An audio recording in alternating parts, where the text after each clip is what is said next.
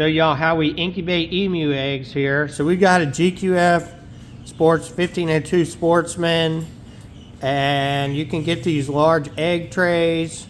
They come with these metal foldable ones, but I find those really don't work good, so kind of modified them. This is a 1x4 that trimmed down just a little bit, so you're really only using like a 1x3 and kind of spacing it evenly. This fits perfect. You can fit 15 emu eggs in one of these trays, and there's 3 shelves, so you can fit 45 eggs in one incubator. Now we had pretty good success with the incubator. It's worked fairly well. We've hatched a good bit over the last few years. Show you some babies here. So these are some baby emus right here. They're really cool with the stripes and spots.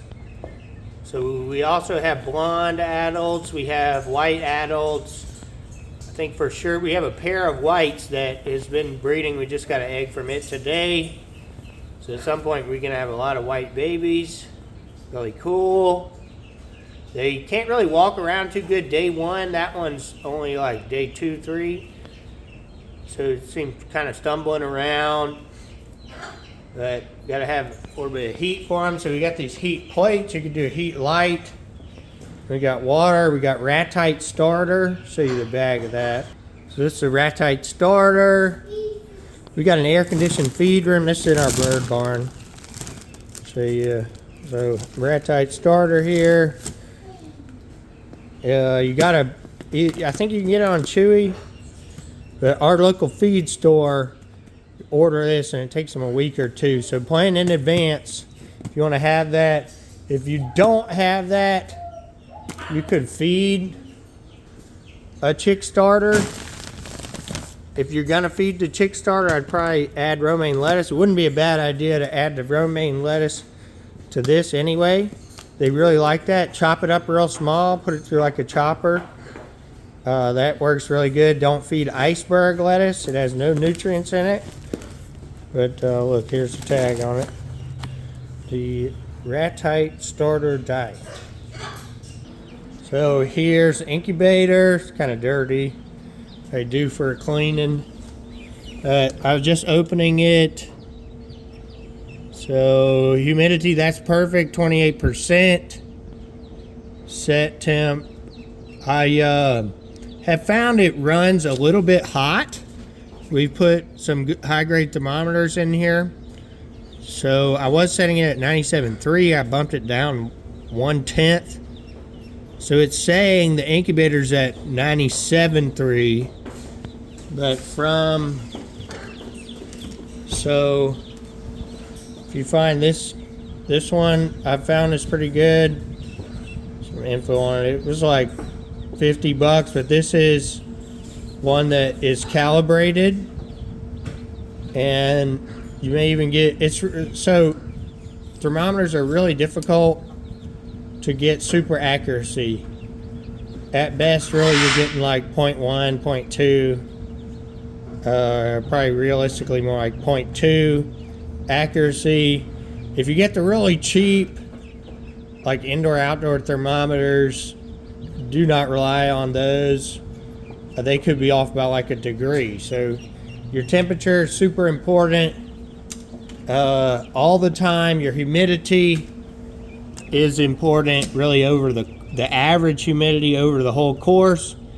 Basically, the humidity is how much moisture that egg is going to lose over time, and it needs to lose the ideal amount to be able to properly incubate and hatch. So for the emu egg, looking at 28 is about as ideal as you can get. Could be plus or minus maybe 5, 6, anywhere from in the 20s to low 30s should be fine. So we run a dry hatcher in Louisiana. I've had to actually run a dehumidifier in this room and then the air conditioner on dehumidify mode when it's warm out, because there's our macaws. It just gets too humid. So here, it's the inside, dirty, needs to be cleaned. But, so we had a rotten one on above this. I moved it, it was down here. And so be careful that if you're seeing stuff like that, check above. So if it was down here, I accidentally one time disposed of one that had a live chick in it because I thought it was rotten.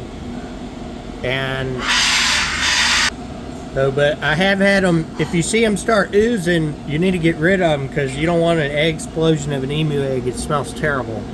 So look, we got 15 right there. Got 15 right there. We're about to add those other eggs. And then in the hatcher, we got one that hatched. And then this one's maybe gonna hatch. That one's probably not. So you can use the plastic trays that come with it, but you really need a good slip resistant liner. Don't buy the GQF liners, they're terrible, they're garbage. You can use like a kitchen cabinet liner, that works good. This has worked pretty good. So this is going to be slip resistant. If they splay their legs when they're babies, basically it's a death sentence. I mean, you can treat them and splint them together, but you want at all priority to avoid that. So you want your incubator to be nice and hot, so I'm going to close it for a minute before we put the other one in there. You want that instant zap of temperature to help start that process. I did add a kicker fan down there, try to circulate the air a little bit better. It does have two big fans in the back, but I'm finding just try to get a little bit more air circulation, make the temperature more even throughout there. And then we got one, this is the newer one with the see-through glass. So we got duck eggs in here, chicken eggs. And I've done this in here. I mean, you could do a lot of different things. You just got to do something to avoid them from splaying their legs, even the chickens and the ducks and stuff. So I just moved these down below. So they're probably hatching in a day or two. And it's just a feed bag just to catch everything. So you can use, this is the tray that comes with it. You can use this for the emus, but you need something as slip resistance. I don't think this would be very good for emus, so I would say either use a kitchen cabinet liner or you need a wire mesh, something like that, because it's just critical not to get them to have splayed legs.